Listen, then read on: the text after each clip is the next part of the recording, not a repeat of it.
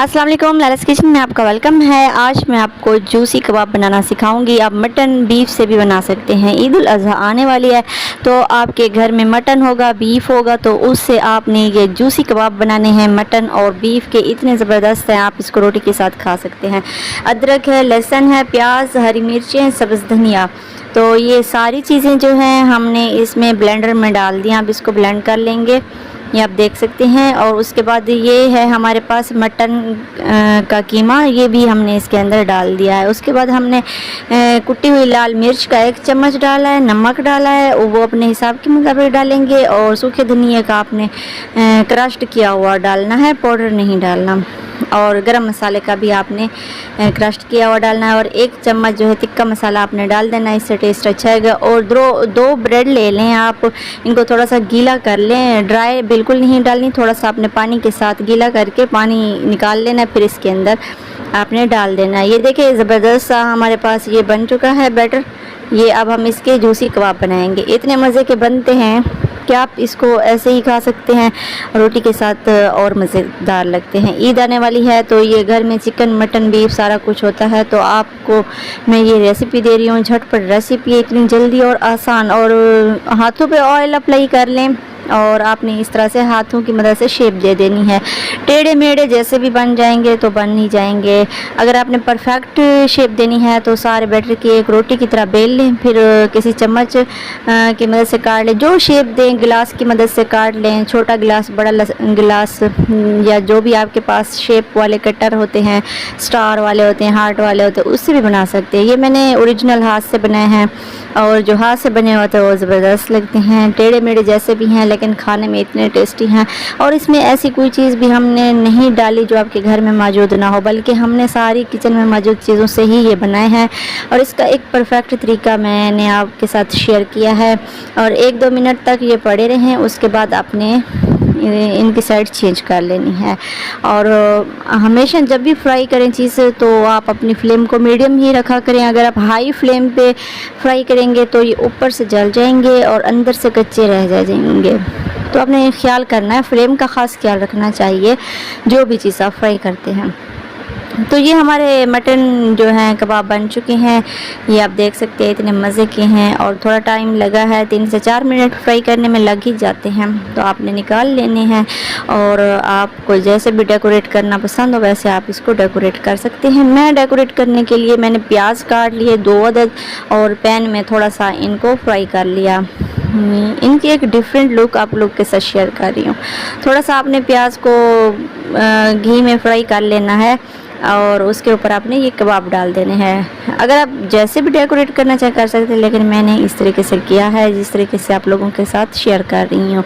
तो ये देखें, अब इस तरह से सैलेड की भी ज़रूरत नहीं पड़ेगी। नीचे जो है हमने प्याज की तरह लगा दी, ऊपर हमने कबाब रख दिए और इसको हमने डेकोरेट करने के लिए थोड़ा सा हमने ग्रीन टच दिया है। अगर ग्रीन टच देंगे सब्ज़ धनिया का या पुदीना का तो इससे जो है आपकी रेसिपी बहुत ही ज़बरदस्त और खिलकर नज़र आएगी। तो ये है हमारे पास जूसी मटन कबाब। अब मैं आप लोगों के साथ शेयर करती हूँ। ये आप देख सकते हैं, ये हमारे टेंडर चिकन है। आप टेंडर बीफ बना सकते हैं, टेंडर मटन बना सकते हैं। और जनाब जो रेसिपी का नाम तो यही है, टेंडर चिकन। मैं चिकन के साथ बना रही हूँ, तो ईद आने वाली है। आप मटन और बीफ के साथ सेम प्रोसेस यही होगा। रेसिपी आप जैसे भी बनाए। ये ऊपर से इतने क्रंची और मज़े के हैं।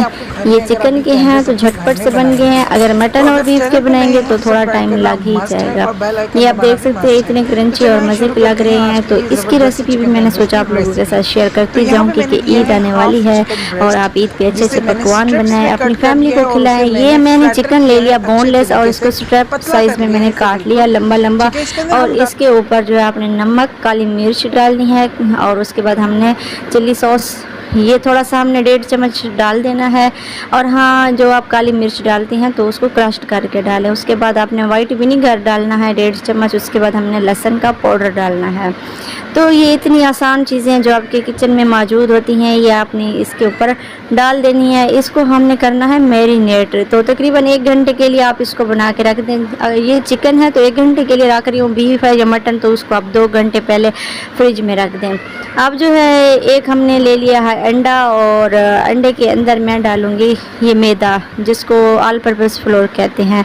ये 3 चम्मच आप ले लें, एक अंडे के अंदर 3 चम्मच काफ़ी होते हैं। तो ऑल पर्पस फ्लोर को आपने मिक्स कर लेना है, अंडे के अंदर यकजान एक बैटर सा बना लेना है और ये थिक सा बन जाएगा, लेकिन हमने इसका स्मूथ मिक्सचर बनाना है। नमक हम ऐड कर लेंगे इसके अंदर तकरीबन 1 चम्मच, और चुटकी भर हमने काली मिर्च डाल देनी है, और थोड़ा सा हमने इसके ऊपर पानी डाल देना ताकि इसका हम स्मूथ सा बैटर बना सकें। तो ये आप देख सकते हैं इसका स्मूथ बैटर हमने बना लिया। 1 घंटा हो गया, तो 1 घंटे के बाद अब ये जो हमने मैरिनेट की थी चिकन की स्ट्रिप्स, इसको इसके अंदर हमने डिप कर देना है। और ये जब हम डिप कर लेंगे ना, तो आपने ब्रेड क्रम्स बाज़ार वाले भी यूज़ कर सकते हैं, और ये फ्रेश है, मैंने फ्रेश अभी जो ब्रेड होती हैं ब्रेड क्रम उसको चॉपर में डाल दिया, तो चॉप कर लिया। और जनाब अगर आप इसको बना के रख दें, ज़िप बैग जो होते हैं उसके अंदर रख लें, और जब भी चाहें आप इसको फ्राई कर सकते हैं। लेकिन मैं ये बना रही हूँ फ्रेश, और फ्रेश ही फ्राई कर रही हूँ। अगर आप रखना चाहें फ्रीज़ करके तो ये कहीं भी नहीं जाएंगे, 1 माह तक तो बिल्कुल फ्रेश ही रहेंगे।